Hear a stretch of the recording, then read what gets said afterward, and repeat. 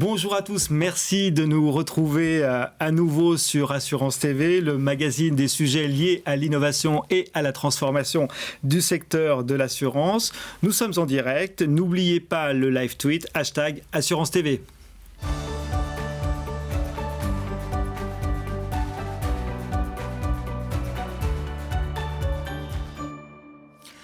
Connaissance client, personnalisation du discours, posture relationnelle adaptée, service premium, effort client minimisé, parcours client sans couture, expérience unique, omnicanal. Voici les nouveaux buzzwords du moment. Au-delà de ces mots, le client recherche une relation fluide, simple, en un mot, une relation apaisée. L'acte d'achat n'est pas la fin, mais le début de l'expérience client. C'est là, au contraire, que tout commence. Un chiffre pour commencer cette émission. 85% des dirigeants, aujourd'hui, estiment que la relation client est un élément différenciant. Pour en parler, nous avons réuni des experts et avons le plaisir de recevoir aujourd'hui sur notre plateau d'Assurance TV Anne-Sophie Grouchka, bonjour. Bonjour. Vous êtes membre du comité exécutif d'Allianz France et directrice du service client. Oui. Mélanie Cardon, bonjour. Bonjour. Vous êtes directrice du marché assurance d'Arvato. Tout à fait. Eddy Abekassi, vous êtes directeur marketing, data science et innovation chez Swiss Life France. Et enfin, bonjour. Benoît Dougzami, merci de nous rejoindre. Vous êtes directeur général adjoint de Galles Prévoyance. C'est bien cela, je ne me suis pas trompé. C'est ça. Pour l'instant, c'est parfait. Tout est OK. On va, dans un premier temps, évoquer le sujet d'un point de vue général. On a le sentiment, vous allez me dire si je me trompe, que les clients exigent de leurs assureurs les mêmes attentions que de la part de n'importe quelle autre marque de grande consommation. Partagez-vous cette affirmation, cette question? Qu'est-ce que vous en pensez?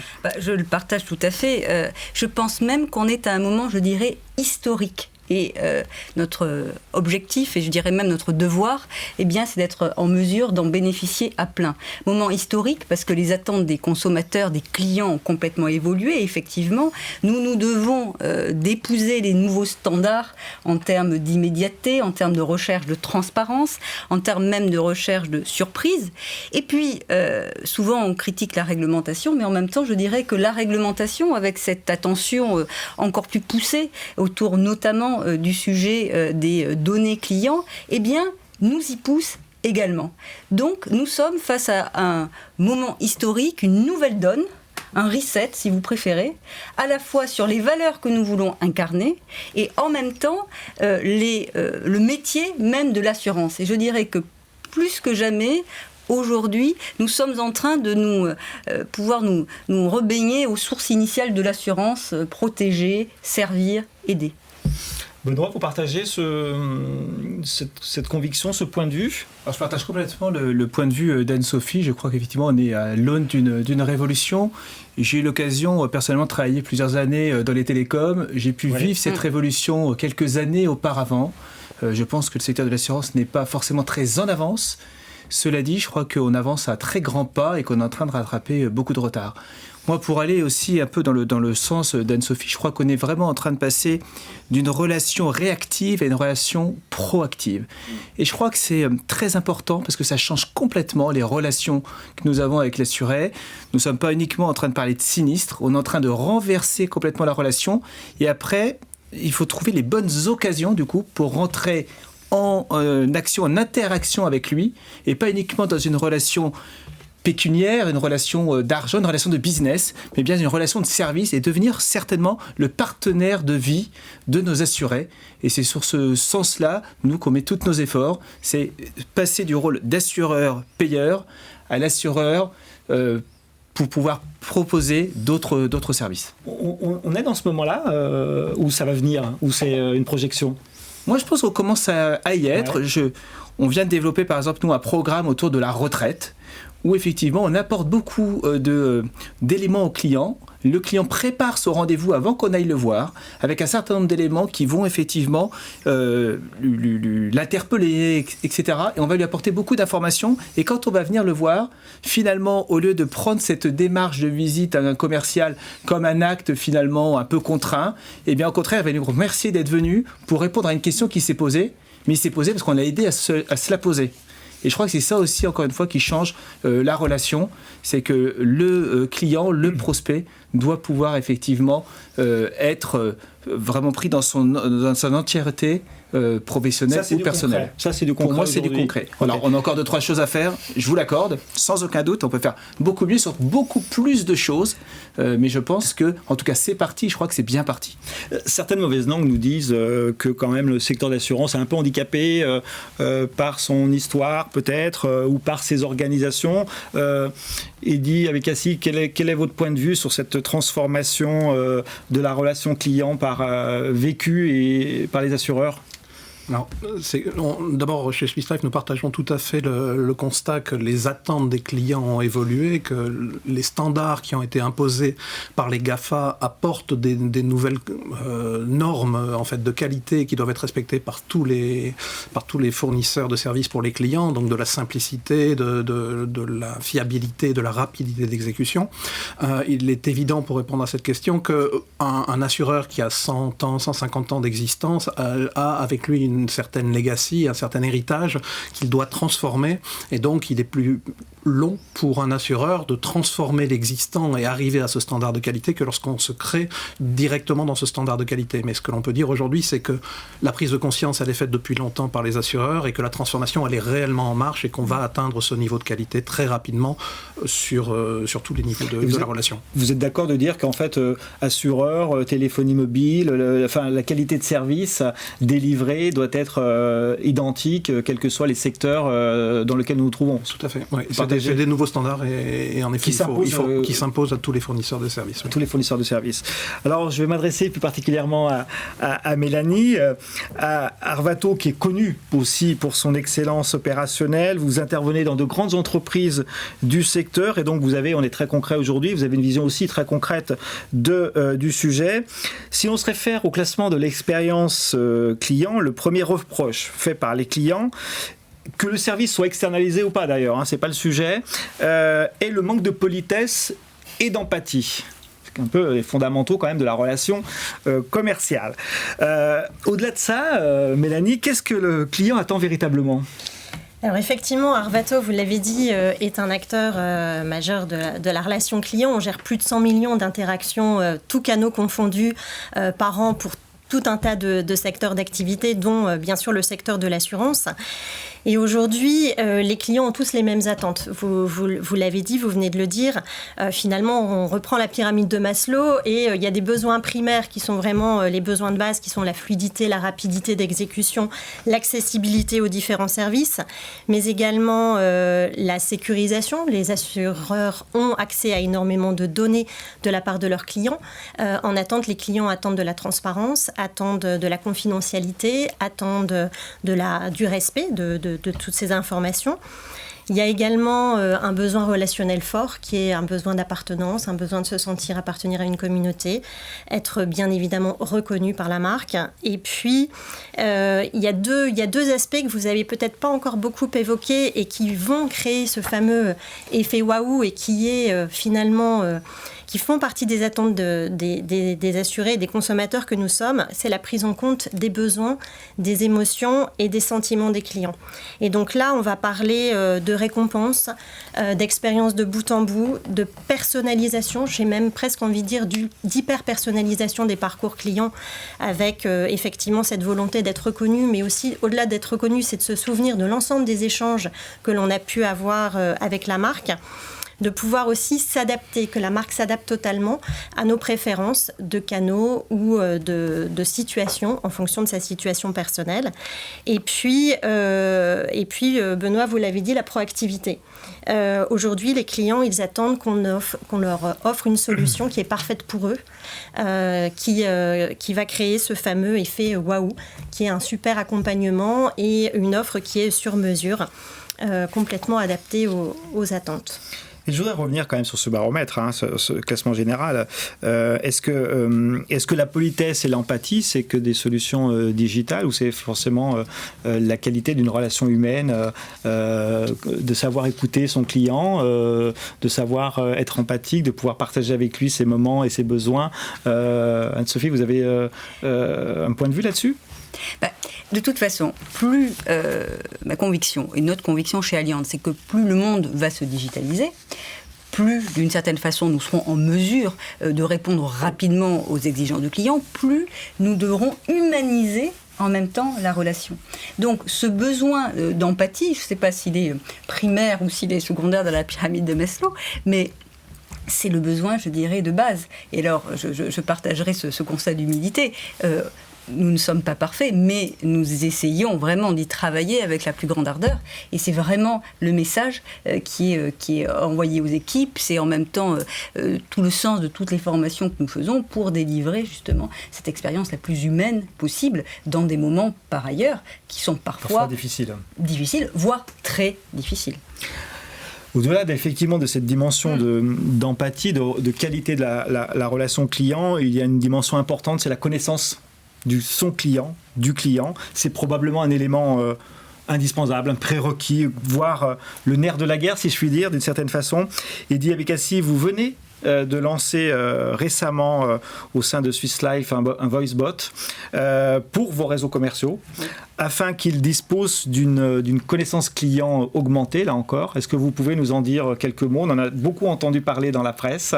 Est-ce que vous pouvez en faire profiter nos auditeurs également? Oui, avec plaisir. Donc, le constat, c'est de dire que tous les éléments de la connaissance client sont présents et de plus en plus présents, notamment avec le développement de la data science, qui permettent aujourd'hui d'améliorer des outils de connaissance de type score d'appétence, score d'attrition, next best offer, les produits qui devront être proposés aux clients parce qu'ils correspondent à ses besoins à un instant donné. Et donc, on a une masse d'informations aujourd'hui sur les clients de façon individuelle.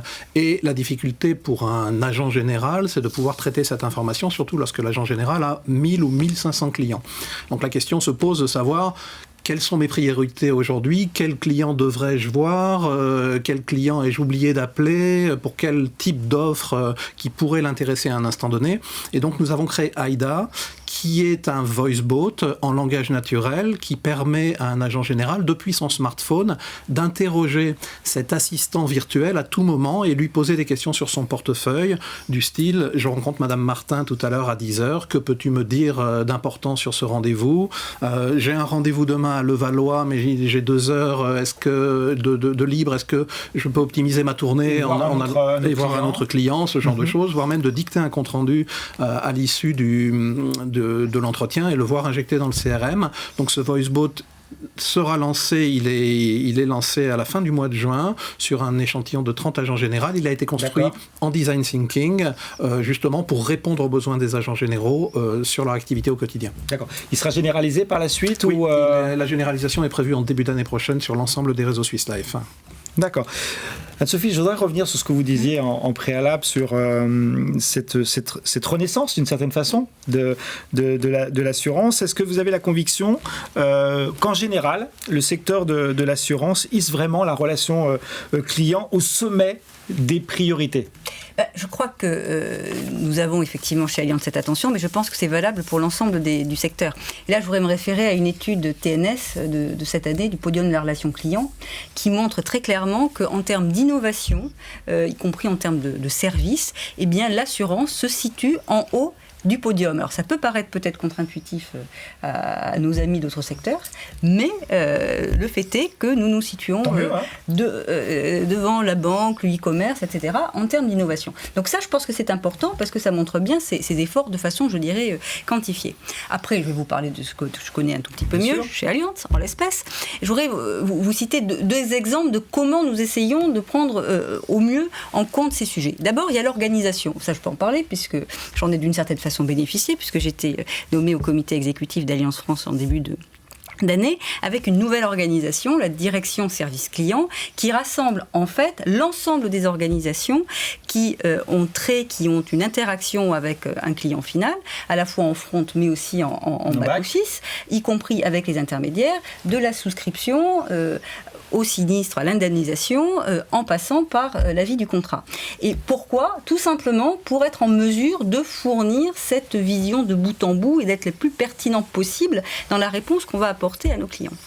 Après, eh bien, on essaie, et comme je pense vous tous, mais on essaie d'apporter de nouvelles veines de croissance et faire en sorte que ce sujet de la relation client, voilà, soit aussi porteur de nouvelles formes de croissance pour nous. Et là, par exemple, je voudrais citer un projet que nous venons de lancer, qui est maintenant concrétisé, qui s'appelle Allianz Safe Home, qui est en fait une plateforme qui permet d'intégrer l'ensemble des dispositifs, vous savez, de contrôle de détecteurs de fumée, par exemple, qui allie en même temps une assistance, puisque nous avons la chance d'avoir chez Allianz aussi Allianz Global Assistance, Allianz Partners, qui fournissent cette assistance, et ainsi on fournit aux clients une expérience, vous parliez tout à l'heure, je crois, de sans couture, zéro défaut, mais avec en même temps du service pertinent. Voilà. C'est un exemple parmi d'autres de la logique dans laquelle nous sommes. Benoît, vous partagez ce sentiment sur cette excellence de la relation client dans le secteur de l'assurance, et on peut peut-être faire une différence entre la phase de souscription et de front office et la phase de back office. Il semblerait quand même que tout ne soit pas rose sur la partie back office, non ? Moi, mon sentiment, effectivement, c'est que je pense qu'on est très très bon. Je pense qu'on est très très bon sur le front office. Ouais. Globalement, le secteur. Chez Gann Prévoyance, on y travaille beaucoup sur tous les aspects, effectivement, multicanaux, proactivité, trouver les bons clients pour le next offer, pas les déranger si on est sûr de ne pas réussir ou si on pense qu'on n'est pas certain de réussir, etc. Donc je pense qu'on a vraiment pris très fortement la considération du client. Et en effet, je pense qu'on est dans un secteur qui investit beaucoup sur ces sujets-là. Et encore une fois, on a la chance quand même d'être dans un secteur où on parle de la vie des gens, on parle de leur retraite, on parle de leur épargne, on parle de moments de vie qui sont tellement importants qu'il faut ce métier merveilleux, et bien plus que d'autres secteurs. Et c'est ça qui nous permet aussi d'investir, parce que je crois que de plus en plus, et on le voit dans toutes les réformes qui sont en train d'arriver, on va être amené à parler de nous, et de plus en plus, on devra se rapprocher du client. Après, pour répondre plus promptement à votre question concernant effectivement l'interrogation, concernant effectivement le back-office, je crois que c'est quelque chose, dont on s'est rendu compte. À un moment, on s'est dit, il y a quand même quelque chose qui se passe, on est bon sur le front, on est bon sur le back, mais on n'est pas très bon sur le back, on pourrait être bien meilleur. Et je crois nous, on est en train de travailler beaucoup, chez Groupama Ganvi en particulier, sur comment on peut réduire finalement le temps entre la demande d'indemnisation. Alors nous, on travaille beaucoup sur l'assurance de personnes, donc c'est encore quelque chose de particulier par rapport à l'indemnisation Yard, et sur donc, le temps entre le moment de la demande et le temps effectivement où le client va pouvoir toucher ses fonds, ou en tout cas avoir une réponse certaine à sa demande. Donc on est en train de supprimer un certain nombre d'intermédiaires pour que la question ne passe pas du service A au service B, puis au service C, au cas où. On a pris des décisions où on disait avant, on va essayer peut-être de relever le contrat, comme on dit dans notre profession. Ça, on a arrêté. On s'est dit, si le client... Relever le contrat, c'est-à-dire envoyer un commercial qui peut aller voir le client en disant, mais est-ce que vous êtes sûr, par exemple, est-ce que vous êtes sûr et certain que vous prenez une bonne décision en arrêtant tel ou tel contrat. D'accord. Parce que ça peut être sur un coup de tête, on dit voilà, je dois m'acheter une nouvelle télé pour regarder le match de foot, il va casser un contrat d'épargne, alors que peut-être, finalement, il y a d'autres solutions qui sont beaucoup mieux pour lui, vu du client. Et maintenant, on est parti d'un principe en disant voilà, si le client nous demande quelque chose et on répond tout de suite à sa demande et on n'essaie pas de discuter comme avant. On pouvait être amené à le faire parce que dans le sens du client, de temps en temps, ça vaut le coup de discuter.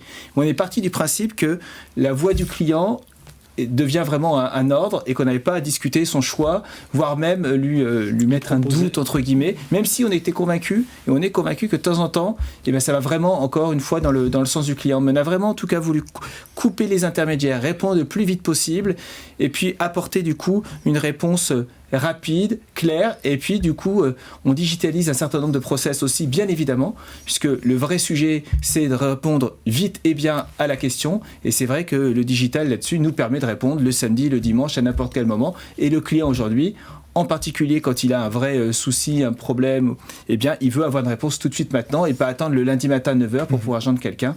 Donc c'est là-dessus que nous sommes aussi, pour que le back soit aussi bon que le front. Et on le souhaite. Eddy, vous partagez ce point de vue? Complètement. Aujourd'hui, il y a un vrai enjeu sur la relation client de bout en bout dans l'expérience. Il n'y a pas de rupture aujourd'hui? Alors aujourd'hui, il y a en effet des choses à améliorer et c'est pour ça que nos services de gestion, nos services clients sont les plus actifs en matière d'innovation.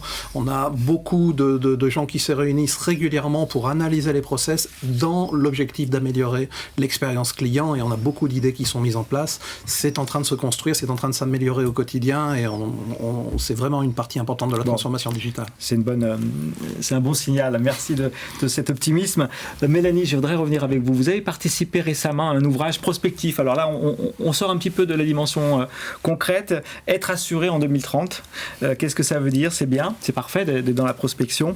Mais aujourd'hui, concrètement, face à des mastodontes d'efficacité de la relation client qui voudraient peut-être vendre de l'assurance, on ne sait jamais, quels sont, selon vous, les 3 piliers fondamentaux d'une excellence opérationnelle de l'expérience client pour un assureur? Alors effectivement, j'ai envie de dire qu'il y a 3 piliers qui sont les piliers de l'excellence opérationnelle. Il y a indéniablement l'excellence de la qualité d'exécution. Clairement, vous l'avez dit, et ça fait partie des attentes de base primaires, il faut répondre rapidement quel que soit le canal, il faut répondre correctement du premier coup, et il y a un enjeu de raccourcissement parfois des délais de traitement, notamment sur des cas peut-être complexes qui ne peuvent pas être gérés en un temps, le fameux once and done. Ensuite, il y a un deuxième pilier qui est le lien. C'est vrai que le secteur de l'assurance a la particularité d'avoir relativement peu d'occasions de contact avec ses clients. Il y a 3 moments clés qui sont la souscription, quelques éléments liés à la vie du client, mais surtout le sinistre.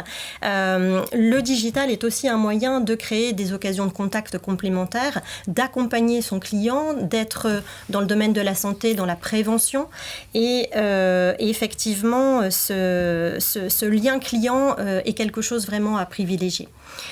Le 3e pilier, on en a déjà parlé, c'est l'émotionnel. C'est être vraiment en capacité par une posture relationnelle, mais aussi par l'utilisation à bon escient des data et de la connaissance client, de traiter le client dans sa singularité, c'est-à-dire de lui montrer finalement qu'il est unique pour vous.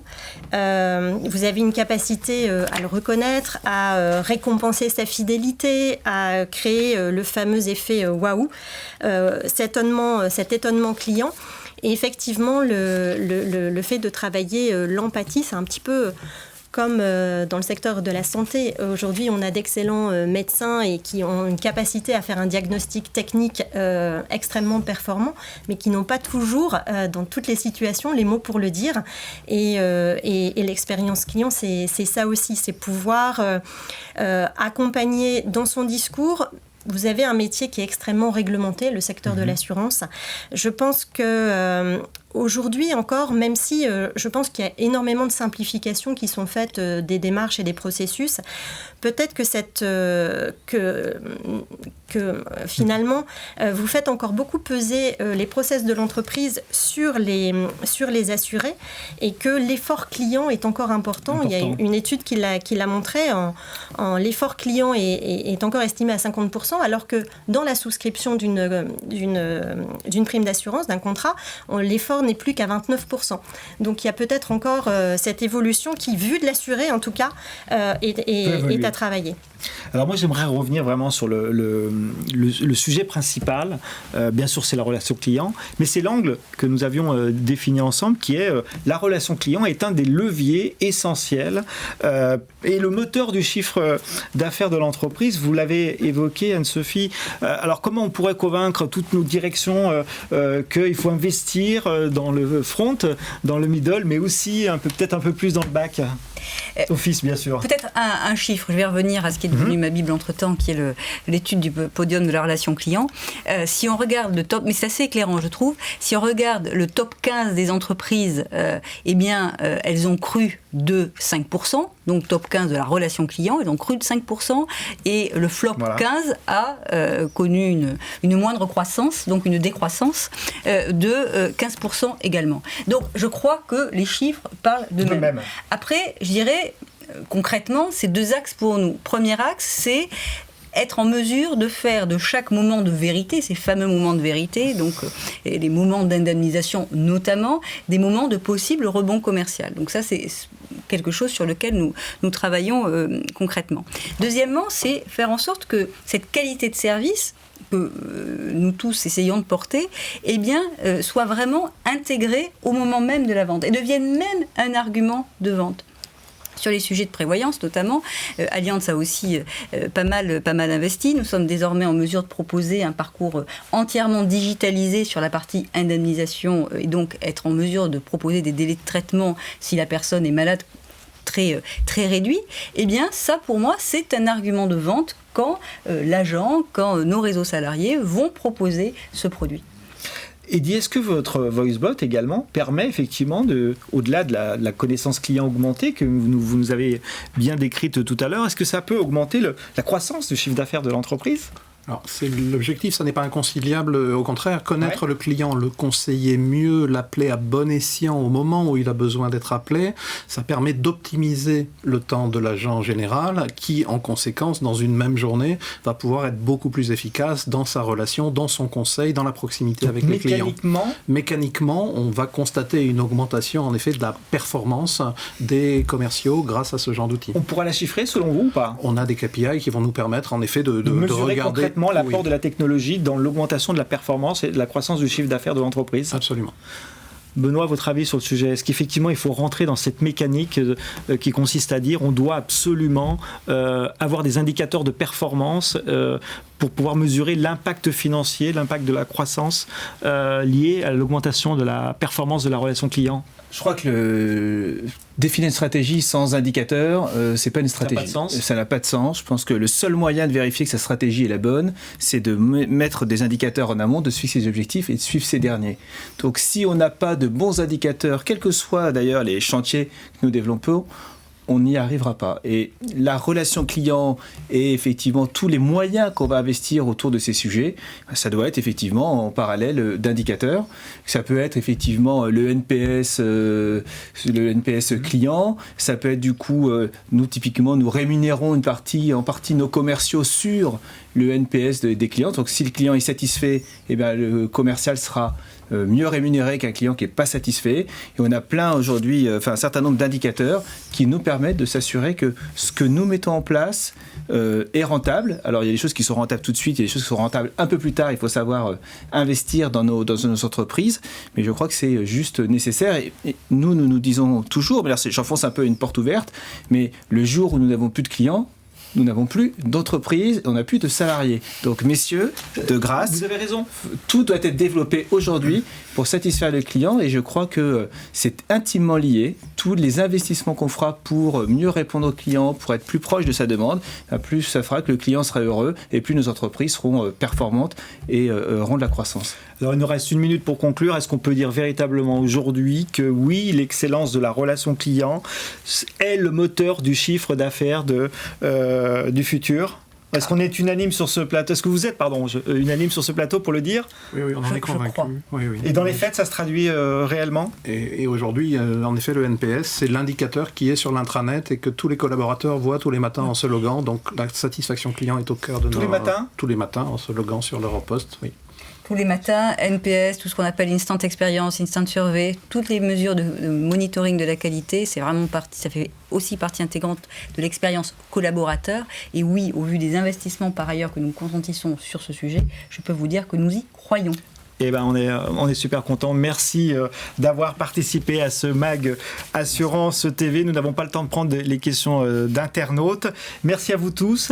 Merci à vous toutes.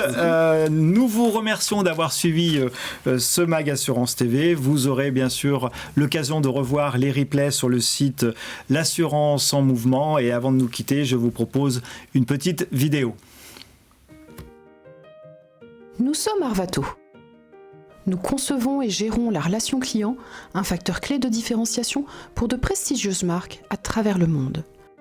La gestion de la relation client se conçoit comme une expérience, parce qu'elle est l'une des valeurs les plus précieuses d'une marque, bien qu'elle soit de plus en plus complexe à opérer.